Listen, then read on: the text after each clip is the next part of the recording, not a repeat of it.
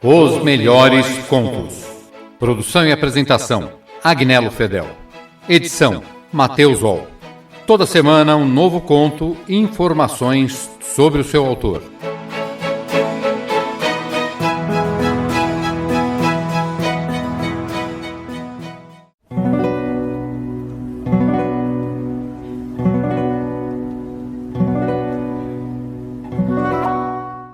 Jorge Francisco Isidoro Luiz Borges nasceu em Buenos Aires, Argentina, no dia 24 de agosto de 1899.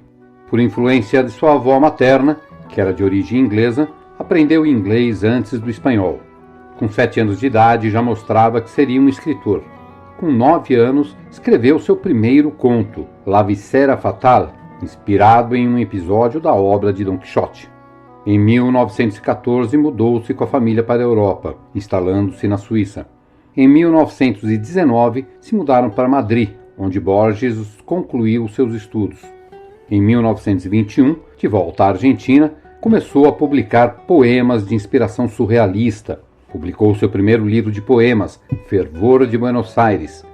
Em 1937, foi nomeado diretor da Biblioteca Nacional, onde trabalhou durante 9 anos.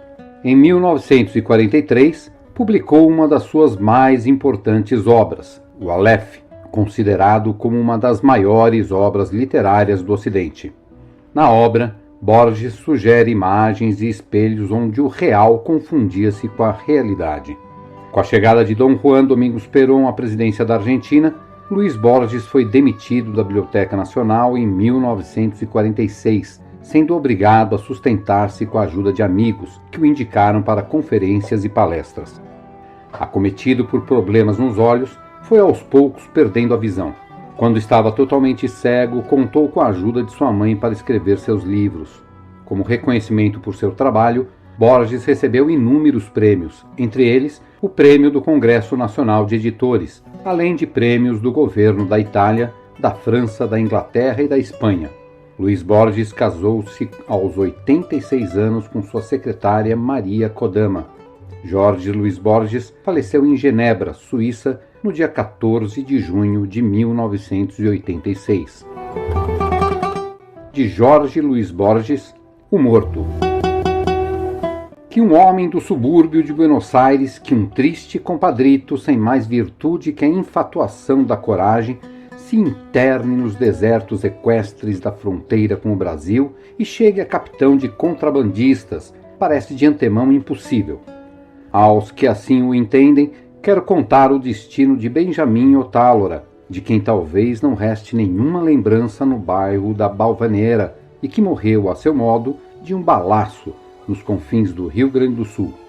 Ignoro pormenores de sua aventura. Quando me forem revelados, hei de retirar e ampliar estas páginas. Por ora, este resumo pode ser útil. Benjamin Otálora conta, por volta de 1891, 19 anos. É um rapagão de fronte pequena, de sinceros olhos claros com o vigor dos bascos. Uma punhalada feliz revelou-lhe que é um homem valente. Não me inquieta a morte do adversário, tampouco a imediata necessidade de fugir da República. O caudilho da paróquia dá-lhe uma carta para um tal Azevedo Bandeira, do Uruguai. Otálora embarca. A travessia é tormentuosa e rangente.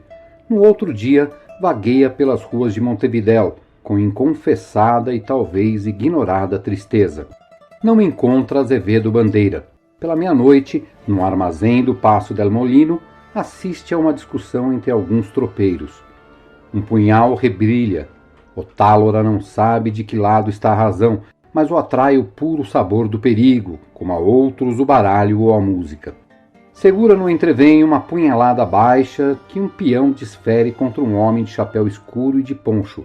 Este, depois, resulta ser Azevedo Bandeira. Otálora, ao sabê-lo, rasga a carta, porque prefere dever tudo a si mesmo. Azevedo Bandeira, embora robusto, dá a injustificável impressão de aleijado. Em seu rosto, sempre demasiado próximo, estão o judeu, o negro e o índio. Em sua afetação, o macaco e o tigre.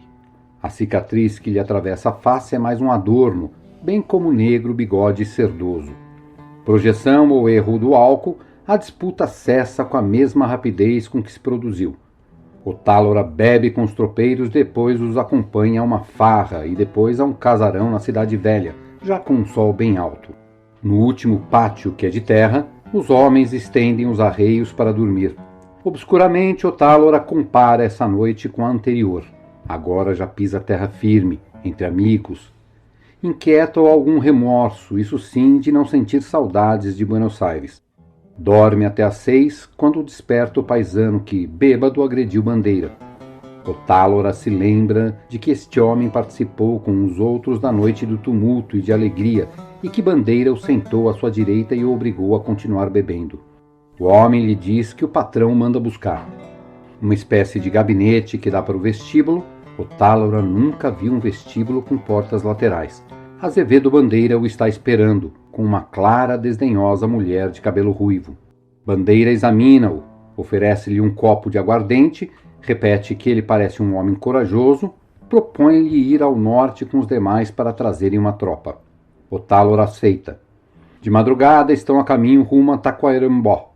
Começa então para Otálora uma vida diferente, uma vida de vastos amanheceres e de jornadas que tem o cheiro do cavalo.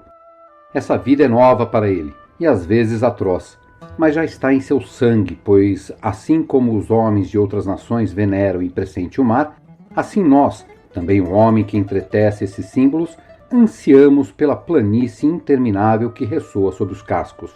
Otálora criou-se nos bairros de carreteiros e quarteadores. Em menos de 1 ano se torna gaúcho. Aprende a montar, a entropilhar o gado, a carnear, a manejar o laço que subjuga e as boleadeiras que derrubam, a resistir ao sono, às tormentas, às geadas e ao sol, a tanger com o assovio e o grito. Só uma vez, durante esse tempo de aprendizado, vê Azevedo Bandeira, mas o tem muito presente, porque ser homem de bandeira é ser considerado e temido, e porque, diante de qualquer gesto valente, os gaúchos dizem que Bandeira o faz melhor. Alguém opina que Bandeira nasceu do outro lado do Quaraí, no Rio Grande do Sul. Isso, que deveria rebaixá-lo, obscuramente o enriquece de selvas populosas, de lamaçais, de inextricáveis e quase infinitas distâncias. Aos poucos, Otálora entende que os negócios de Bandeira são múltiplos e que o principal é o contrabando. Ser tropeiro é ser um criado. Otálora propõe-se ascender a contrabandista. 2 dos companheiros, numa noite, cruzarão a fronteira para voltar com algumas partidas de aguardente. Otálora provoca um deles, fere-o e toma seu lugar.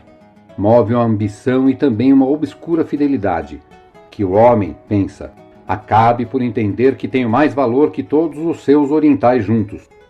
Outro ano passa antes que Otálora regresse a Montevidéu. Percorrem os arredores, a cidade, que a Otálora parece muito grande. Chegam à casa do patrão. Os homens estendem os arreios no último pátio. Passam os dias e Otálora não vê Bandeira. Dizem com temor que ele está enfermo. Um homem moreno costuma subir ao seu dormitório com a chaleira e o mate. Uma tarde, encarregam Otálora dessa tarefa. Ele sente-se vagamente humilhado, mas também satisfeito. O dormitório é desmantelado e escuro. Há uma sacada para o poente. Há uma longa mesa com uma resplandecente desordem de chicotes, de relhos, de cintos, de armas de fogo e de armas brancas. Há um remoto espelho de cristal embaçado. Bandeira está de boca para cima, sonha e se lamenta. Uma veemência de sol último o define. O enorme leito branco parece diminuí-lo e obscurecê-lo. Otálora observa os cabelos brancos, a fadiga, a debilidade, as rugas dos anos. Revolta o que esse velho os esteja mandando. Pensa que um golpe bastaria para dar conta dele. Nisso vê no espelho que alguém entrou. É a mulher de cabelo ruivo. Está meio vestida e descalça e o observa com fria curiosidade. Bandeira recompõe-se. Enquanto fala de coisas da campanha e bebe um mate atrás do outro, seus dedos brincam com as tranças da mulher. Por fim, dá licença a Otálora para ir embora. Dias depois, chega-lhes a ordem de irem para o norte. Param em uma estância perdida situada em qualquer lugar da interminável planície. Nem árvores, nem um arroio a alegram. O primeiro sol e o último a golpeiam. Há currais de pedra para o gado, que tem grandes chifres e está necessitado. El Suspiro é o nome desse pobre estabelecimento. Otálora ouve na roda de peões que Bandeira não tardará a chegar de Montevidéu. Pergunta por quê. Alguém esclarece que há um forasteiro agauchado que está querendo mandar demais. Otálora compreende que é um gracejo, mas lhe agrada que esse gracejo já seja possível. Verifica depois que Bandeira se inimizou com um dos chefes políticos e que este lhe retirou seu apoio.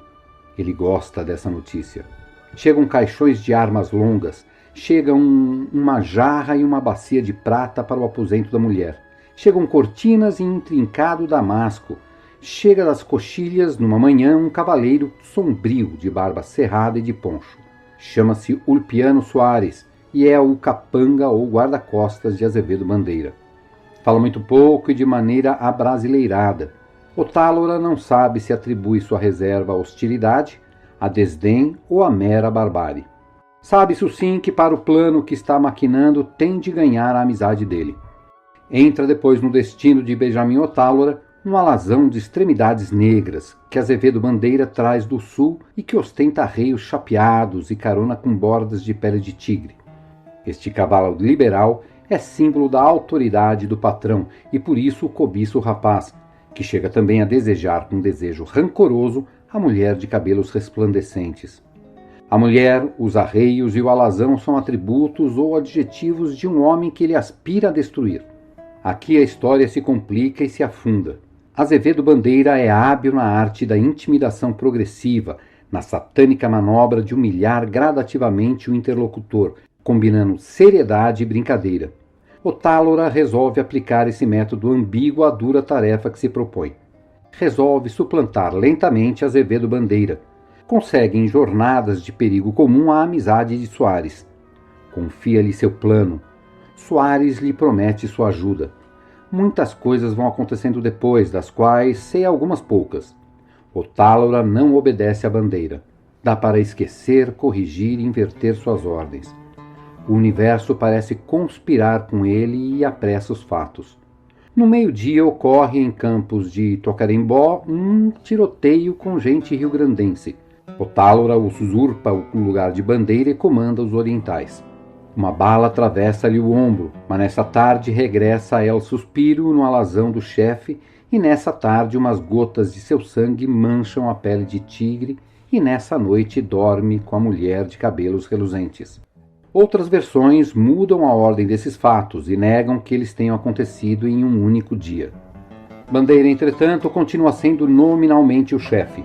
Dá ordens que não se executam.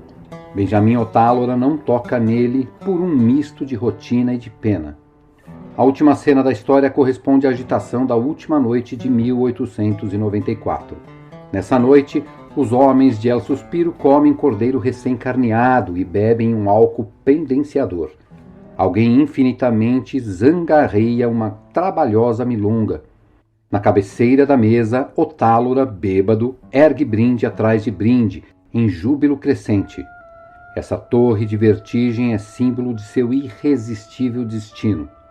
Bandeira taciturno entre os que gritam, deixa que flutua clamorosa a noite. Quando soam as 12 badaladas, levanta-se como quem se lembra de uma obrigação.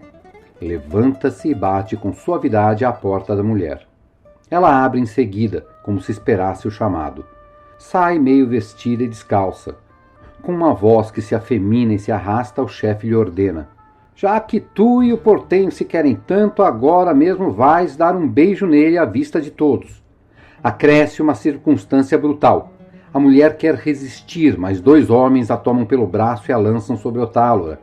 Arrasada em lágrimas, beija-o no rosto e no peito. Ulpiano Soares empunha o revólver. Otálora compreende na iminência da morte que o traíram desde o princípio, que foi condenado à morte, que lhe permitiram o amor, o mando e o triunfo, porque o já o davam por morto. Porque para a Bandeira ele já estava morto. Soares, quase com desdém, abre fogo.